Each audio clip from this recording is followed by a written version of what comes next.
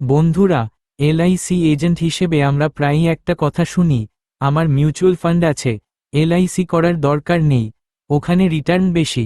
শুনতে খুব যুক্তিযুক্ত মনে হয়, কারণ আমরা সবাই বেশি লাভ চাই। কিন্তু আজ আমি আপনাদের একটা গভীর সত্য বলবো, ইনভেস্টমেন্ট আর প্রোটেকশন কখনো এক জিনিস না। একজন মানুষ ধনী হতে পারে ইনভেস্টমেন্ট দিয়ে, কিন্তু একজন পরিবার নিরাপদ থাকে ইন্স্যুরেন্স দিয়ে। আজকের ভিডিওতে আমরা শিখব, গ্রাহক কেন এই কথা বলে, তার মনের ভিতরে কি ভয় কাজ করে, কিভাবে মনস্তত্ত্ব ব্যবহার করে এই অবজেকশন হ্যান্ডেল করবেন, কিভাবে মিউচুয়াল ফান্ডকে ভুল না বলে এলআইসি এর গুরুত্ব বোঝাবেন। এই ভিডিও শেষে আপনি বুঝবেন, অবজেকশন মানে বাধা না, অবজেকশন মানে অপরচুনিটি। গ্রাহকের মনোবিজ্ঞান প্রথমেই বুঝতে হবে, গ্রাহক যখন বলে মিউচুয়াল ফান্ড আছে, সে আসলে তিনটা জিনিস বোঝায়। সে নিজেকে ফাইন্যান্সিয়ালি স্মার্ট দেখাতে চাইছে, সে চায় আপনি বুঝুন আমি টাকা পয়সা বুঝি। সে মনে করছে সে ভবিষ্যতের জন্য প্রস্তুত, সে নিজের সিদ্ধান্তকে সেফ মনে করছে, সে নতুন সিদ্ধান্ত নিতে ভয় পাচ্ছে। মানুষ সাধারণত কমফোর্ট জোন ছাড়তে চায় না। এটা একটা সাইকোলজিক্যাল ফ্যাক্ট, মানুষ নতুন কিছু শুরু করার আগে পুরনো সিদ্ধান্তকে ডিফেন্ড করে।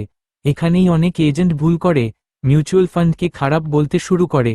এটা করলে গ্রাহক ডিফেন্সিভ হয়ে যায়, তখন ডিসকাশন বন্ধ হয়ে যায়। কিন্তু একজন প্রফেশনাল এজেন্ট জানে, তাকে গ্রাহককে ভুল প্রমাণ করতে হবে না, তাকে গ্রাহককে নতুন সত্য বুঝতে সাহায্য করতে হবে। স্টেপ 1, গ্রাহকের সিদ্ধান্তকে সম্মান দিন। সবচেয়ে গুরুত্বপূর্ণ স্টেপ, রেসপেক্ট। প্রথমেই বলবেন, দারুণ ব্যাপার দাদা, মিউচুয়াল ফান্ড করছেন মানে আপনি ভবিষ্যৎ নিয়ে সচেতন, খুব ভালো সিদ্ধান্ত।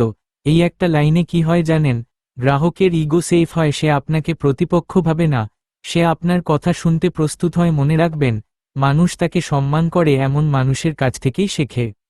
স্টেপ 2, তুলনা নয়, পার্থক্য বোঝান। এখন সরাসরি প্রোডাক্ট নিয়ে কথা বলবেন না, বরং একটা প্রশ্ন করুন। একটা ছোট প্রশ্ন করতে পারি, মিউচুয়াল ফান্ড আপনি করেছেন টাকা বাড়ানোর জন্য, না পরিবারের নিরাপত্তার জন্য? এই প্রশ্নটা খুব শক্তিশালী, কারণ 90% গ্রাহক বলবে টাকা বাড়ানোর জন্য। এখানেই আপনার ডিসকাশনের দরজা খুলে যায়। স্টেপ 3, রিস্ক ভার্সেস গ্যারান্টি বোঝান। এখন বলবেন, মিউচুয়াল ফান্ড খুব ভালো ইনভেস্টমেন্ট, কিন্তু সেটা মার্কেটের উপর নির্ভর করে। তারপর একটা ইমোশনাল কোয়েশ্চেন করুন, যদি হঠাৎ পরিবারের উপার্জনকারী মানুষটাই না থাকে, তখন মার্কেট লাভ বা ক্ষতি দেখার সময় কি পরিবার পাবে? এই প্রশ্নটা যুক্তির না, এই প্রশ্নটা ইমোশন থেকেই ডিসিশন তৈরি হয়। স্টেপ 4, বাস্তব উদাহরণ। গ্রাহককে বোঝাতে স্টোরি ব্যবহার করুন। বলুন, ধরুন আপনি একটা গাছ লাগালেন ফল পাওয়ার জন্য, এটা মিউচুয়াল ফান্ড, কিন্তু বাড়ির চারপাশে বাউন্ডারি না দিলে ঝড় এলে গাছটাই থাকবে না, এটা এলআইসি।